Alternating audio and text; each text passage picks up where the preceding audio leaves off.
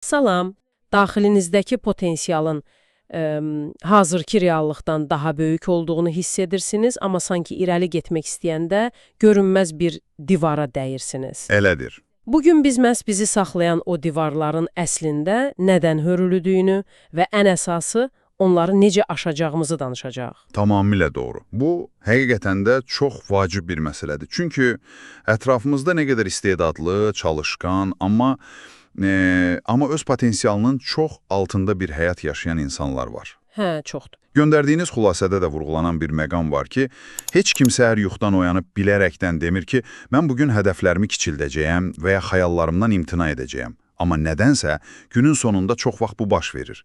Səncə də əsas sual bu deyilmi? Niyə? Bəli, gəlin elə buradan başlayaq. O divarları bir-bir sökməyə çalışaq. Göndərdiyiniz mənbəyə əsasən insanların özlərini məhdudlaşdırmasının 3 əsas səbəbi var. Birincisi, yəqin ki, hamımızın yaxşı tanıdığı bəhanələrdir. Ah, bəhanələr. Çox gəncəm, yox, artıq məndən keçib, vaxtım yoxdur, bizim sektorda bu işlər belə getmir, bu siyahını yəqin ki, sonsuza qədər uzatmaq olar. Olar, həqiqətən də. Amma burada Schwartz'ın toxunduğu çox maraqlı bir psixoloji məqam var. O deyir ki, bu bəhanələr çox vaxt tənbəllikdən yox, qorxudan yaranır. Qorxudan? Bəli. Yəni, bəhanə əslində beynimizin özünü qorumaq üçün yaratdığı bir qalxandır. Beyin bizi riskdən, qeyri-müəyyənlikdən, başqalarının tənqidindən və ən pisi uğursuzluqdan qorumağa çalışır. Aydındır. Vaxtım yoxdur demək, başlasam və alınmasa məyus olaram deməkdən daha asandır. Bu bəhanələr bizi müvəqqət olaraq rahatlatsa da, uzun vədədə potensialımızın ən böyük düşməninə çevrilir. Hətta belə bir müşahidə var, bir insan nə qədər uğurludursa, o qədər az bəhanə gətirir. Bu çox doğru səslənir. Mənbədə 2 konkret bəhanəyə daha dərindən baxılır. Yaş və zaman. Yaşla bağlı deyilən fikir xüsusilə diqqətimi çəkdi. Kitabda 45 yaşında birinin yenidən universitetə hazırlaşıb psixologiya fakültəsini qazanması hekayəsi var və orada belə bir iddia irəli sürülür ki, insanın ən məhsuldar dövrü 20-75 yaş arasıdır. Ha, bu iddia var. Düzünü desəm, bu biraz çox optimist səslənir. Yəni, 50 yaşındakı bir insanın qarşısındakı maneələrlə, istər iş dünyasındakı yaş ayrı seçkiliyi olsun, istərsə də fiziki enerji səviyyəsi, 25 yaşındakı birinin qarşılaşdığı maneələr eynidirmi?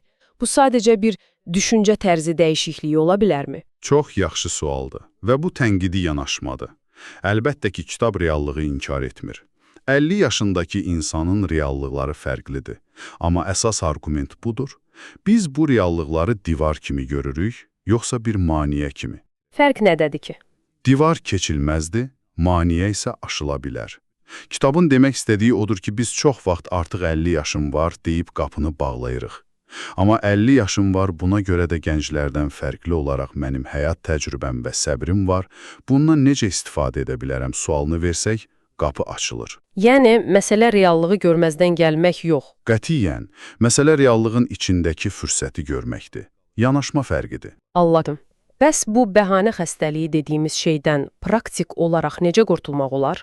Mənbədə 3 konkret üsul təklif edilir. Birincisi, bəhanələri suala çevirmək. Bəli. Bunu edə bilmərəm demək əvəzinə, bunu necə edə bilərəm deyə soruşmaq. Bəli.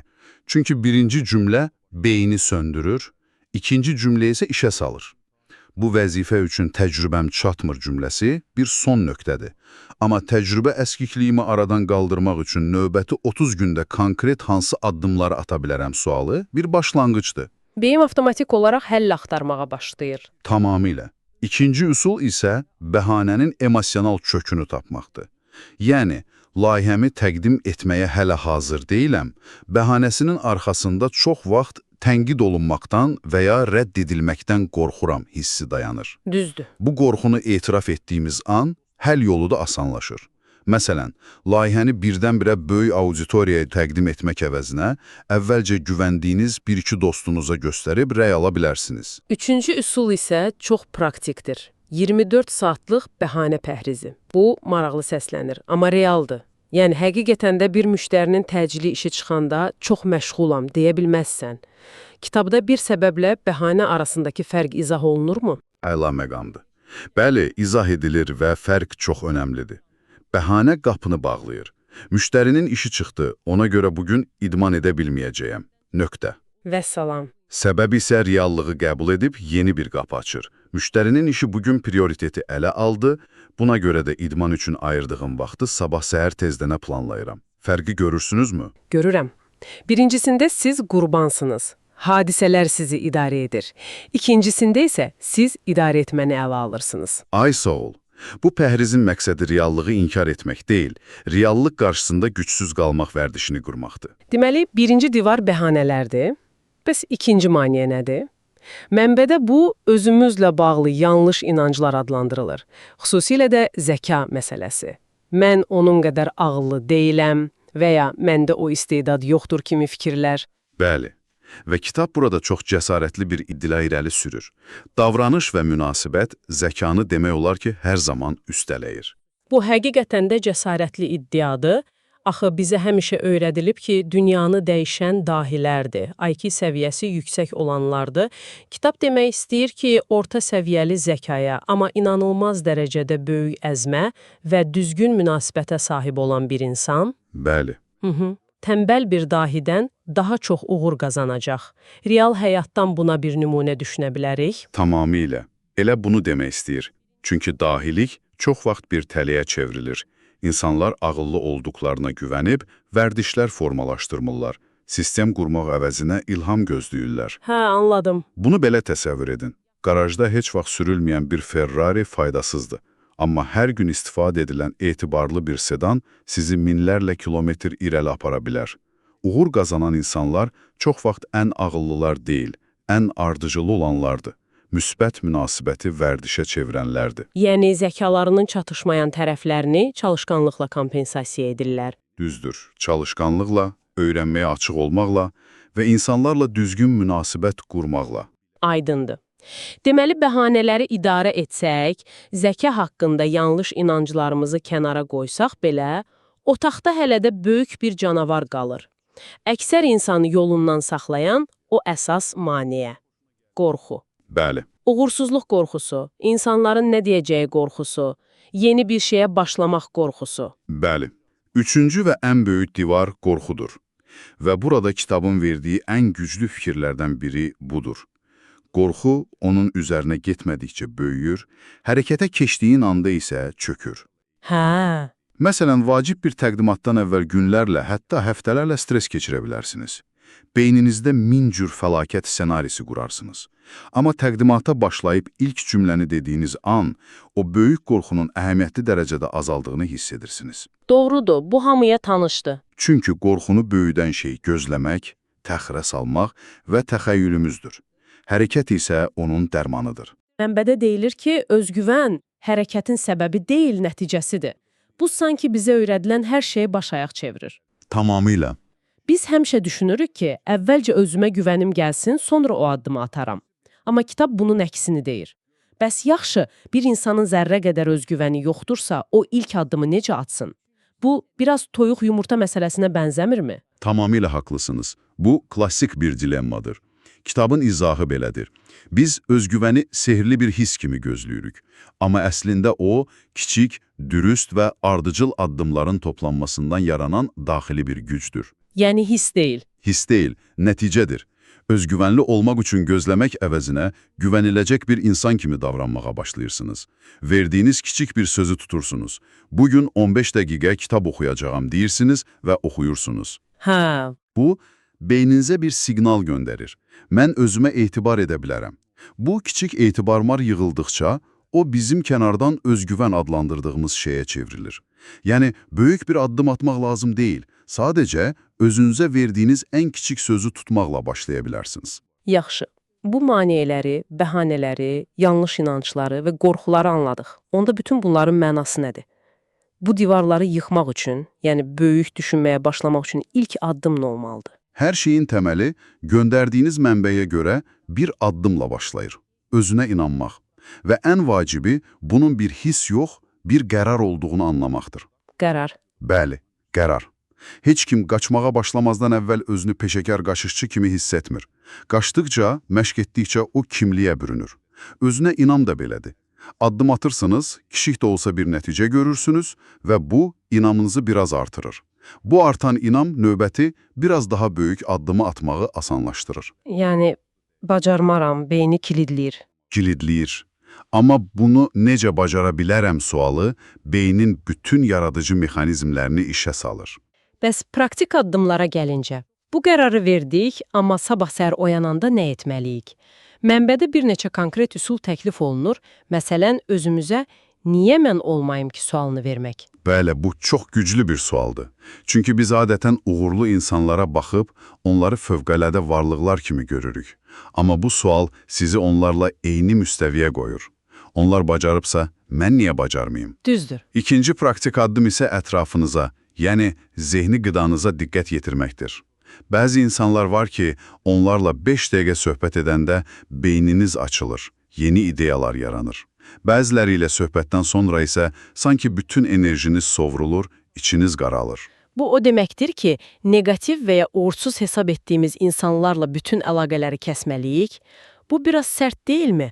Axı bəzən bu insanlar bizim ailəmiz, köhnə dostlarımız olur. Yo, əsla. Kitabın yanaşması bu qədər radikal deyil.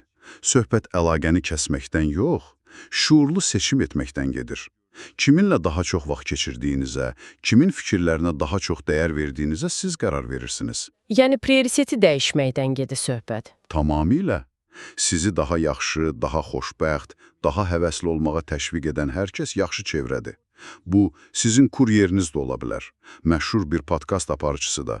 Məqsəd, zehninizi daim şikayətlənən, bahanə gətirən bir radio stansiyası ilə deyil, imkanları görən, həll yolları axtaran bir stansiya ilə qidalandırmaqdır. Digər vacib məqam isə özümüzə qoyduğumuz sərhədləri sorğulamaqdır. Mənbədə deyilir ki, böyük bir hədəf qoyarkən, görəsən çox böyük olmadı deyə soruşmayın. Əksinə, soruşun. Bu hədəf məni kim olmağa dəvət edir? Bax, bu yanaşmanı tamamilə dəyişir. Həqiqətən də dəyişir. Dəyişir. Çünki birinci sual qorxuya, ikinci sual isə böyüməyə fokuslanıb.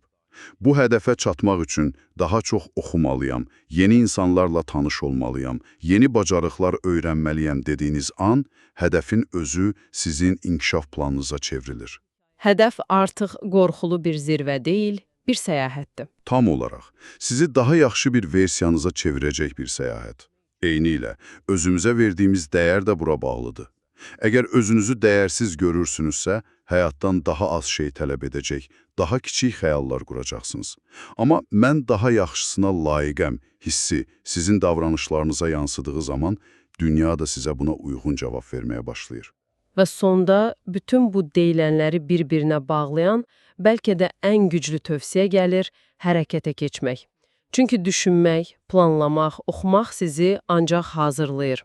Amma sizi dəyişdirən yeganə şey hərəkətdir. Tamamilə.